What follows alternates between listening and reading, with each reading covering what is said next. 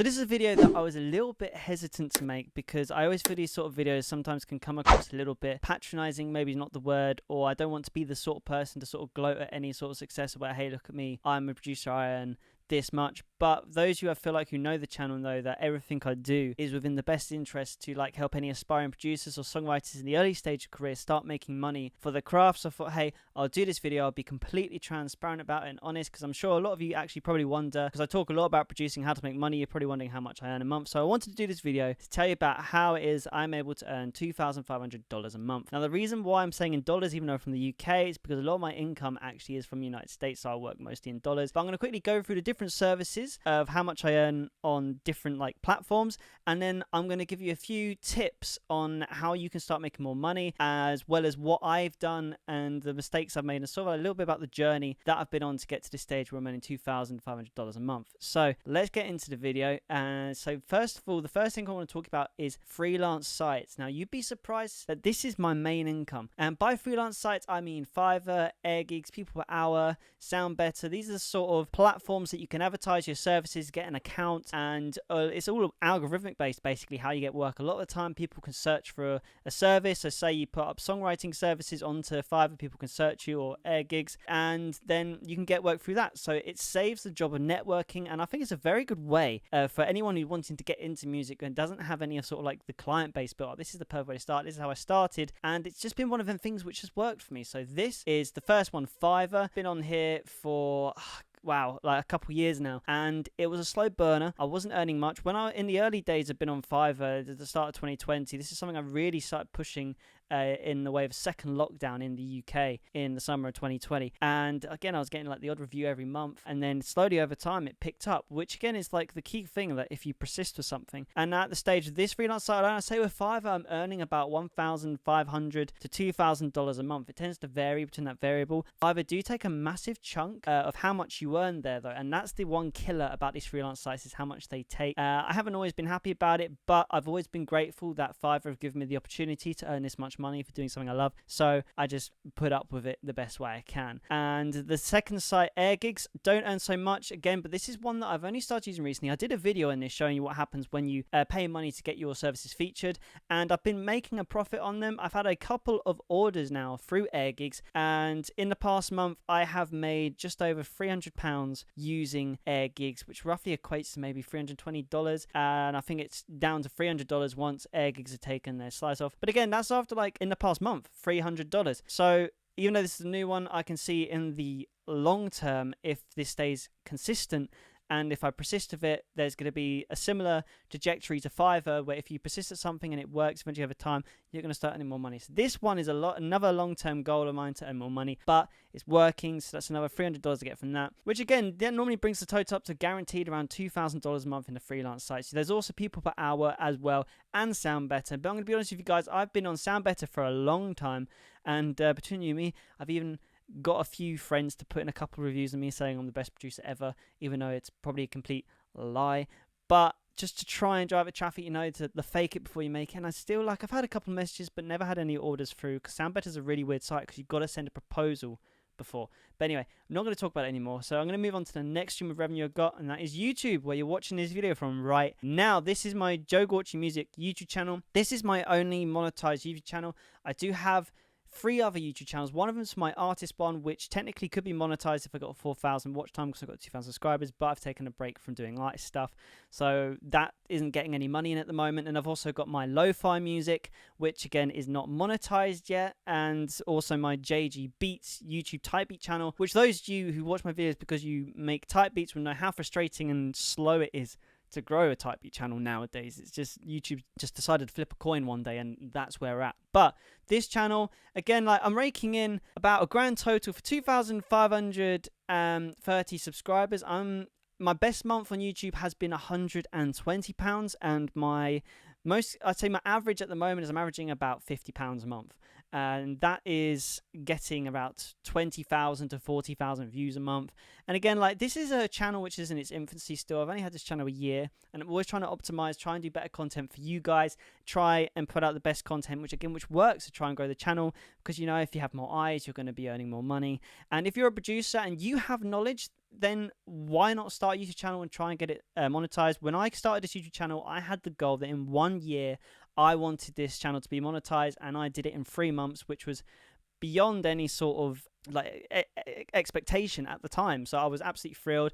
And again, it's in its infancy still. I have a target to get this to 10,000 followers next. That is or subscribers. So by the way, if you're new to this channel and you're watching right now, hit that subscribe button. Let's get it to 10k. But until then, like, even then, like, YouTube's an interesting one. Until you've got a really big channel, expect to make about 50 to 100 pounds a month for a channel this size. But anyway, moving on to the next income of those you who watch this channel a lot will know a lot about, and that is beat making.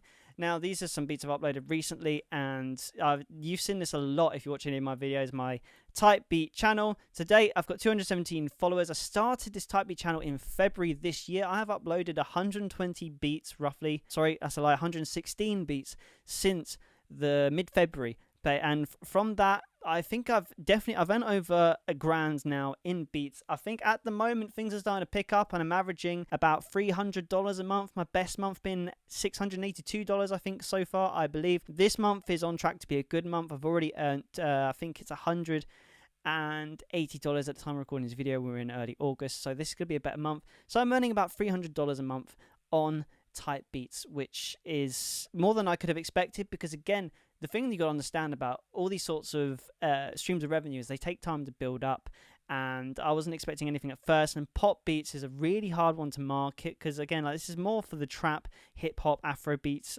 You see them doing a lot more successfully. In pop beats, they just don't tend to rank the same in the search engines on YouTube and BeatStars. But things are starting to pick up. I haven't even started email marketing yet, which is a whole different video, which I keep plugging that I'm going to do, and that video is coming. The results from that will be very interesting, to say the least, because that's how I believe beats should be marketed. You should be marketing with the Instagram, email. You shouldn't rely on the algorithm. I say this in all my videos. But yeah, I earn about $300 at the moment a month from beat sales, and that is all algorithmic. Moving on to the next thing, which is probably the more traditional one. I've just put my website up here for an example, but this is through invoicing and networking of artists, because obviously I've got my freelance sites, but I do reach out and I do work with people outside, and sometimes it's better because you don't have any freelance sites take any sort of revenue. But at the moment, I've looked at my accounting that I do, and I worked out that I'm averaging about £250 a month in invoicing, which is equating to about $275. And the beautiful thing about that is, until the tax man comes at the start of January, there's no freelance site to take any split at all, and that is just like an absolute dream. And sometimes you feel like it's more controlled, that you can control the deadlines a lot more. It's a lot more flexible, and it's a lot more better, like more traditional working experience with clients. And again, that's something that's taken time. Some people have come from freelance sites, and I've worked with them on there. Then we've gone outside because it saves us both money, because we're avoiding the fees. So again, the freelance sites kind of ties into this, where it's really helped the networking. But sometimes I reach out to people, which I did at the start when I was doing a lot of mixing and mastering stuff, which, to be honest, like, I think artists find it annoying when you just reach out to them. It's like, hey, I'm a producer, like, I do these services. That's great. Like, who cares? But it's all about the way you market yourself, and a lot of the time I've been relying on sort of like word of mouth and freelance sites for now, because the freelance sites like Fiverr especially has been taking up so much of my producing and working day that I haven't had the chance to really push, and which leads me to one of the bit of advice which I'm going to give you later on. Now, the next one, again, which I just started, and I don't earn anything from this yet, but I've just started, and I highly recommend that you do this, is stock licensing, and that's making the sort of music that you hear at the back of soundtracks, documentaries, TV series, and film. I've uploaded about 112 beats, which is about 10 different beats which I've split up into loops. So, like, again, I haven't made 112 different tracks. I've made 10 and split it into 10 different variations, because that is the advice I got given to do. Haven't made any money yet. I've had a couple of profile videos, but then profile viewers rather, and yeah, like, I don't know when there's going to be the first sale. I've only been doing this for a month though, and as I've been saying, everything takes time. But I just thought I'd throw this one out here. This is a very good chance to earn some more money as a producer for stock licensing. Pond 5 is very easy to do.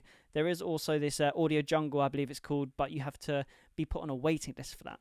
Now, the next stream of income, which you might think would be obvious, is Spotify.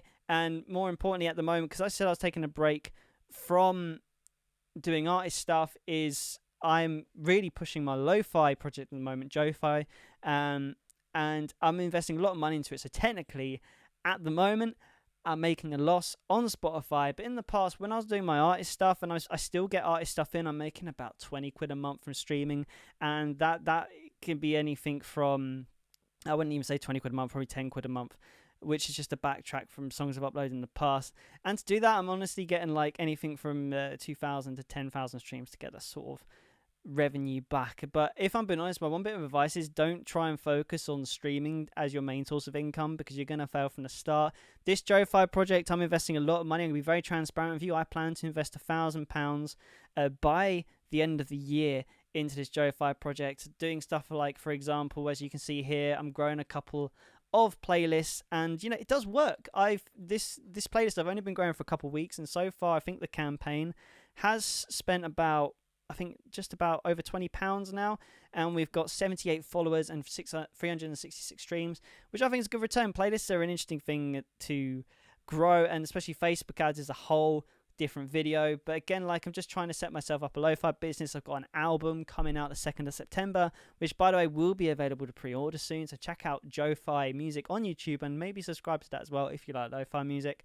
But again, like, it's a slow burner. So far I've got 242 followers, and averaging about, I'd say, about 700 streams a week and over 100 listeners, which I'm happy with this stage, because again, this is something that's only been going a couple of months.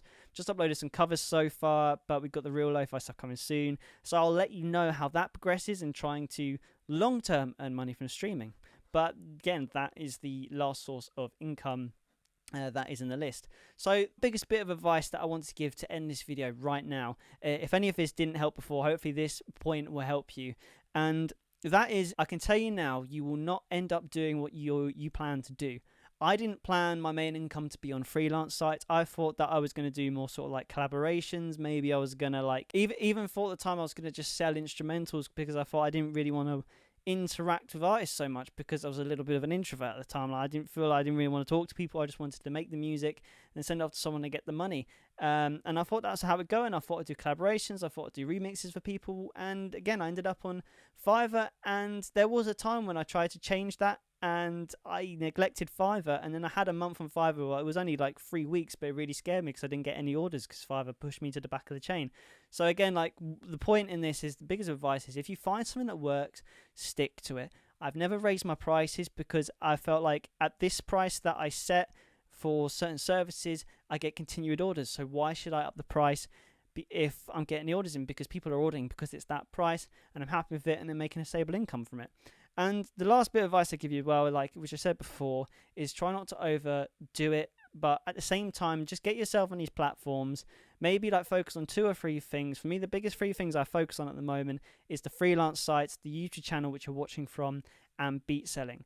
And even then, I have a routine where I upload 2 to 3 beats a week, and the days I'm not making beats, I'm making YouTube videos, and that's at the end of the day after doing Fiverr. So really find a balance in your life. At the start, of course, you're going to have the time. Don't be afraid to get a part-time job just to pay the bills, because you will find the money you earn from that can invest in things like getting a premium BeatStars account, getting you at promos on Fiverr to push your services more, as well as getting featured on air gigs, and just investing in yourself. And yeah, like it's easy to say, no one likes to just throw money at things, but I highly recommend, like, it's one of the industries where you will have to invest in yourself. But anyway, that sort of ramble is done now, and if you made it this far in the video, honestly, thank you so much for watching. I really hope you found this video helpful. I wanted this to be as transparent as possible. That's why it's felt like it's been a little bit of a long talk. But again, if you've taken any away from this video, that is great, and I'm glad I could have helped you in the slightest. But thanks for watching this video, guys. If you made it to the end, hit that subscribe button, but keep making music, keep on the grind, and I'll see you in the next video.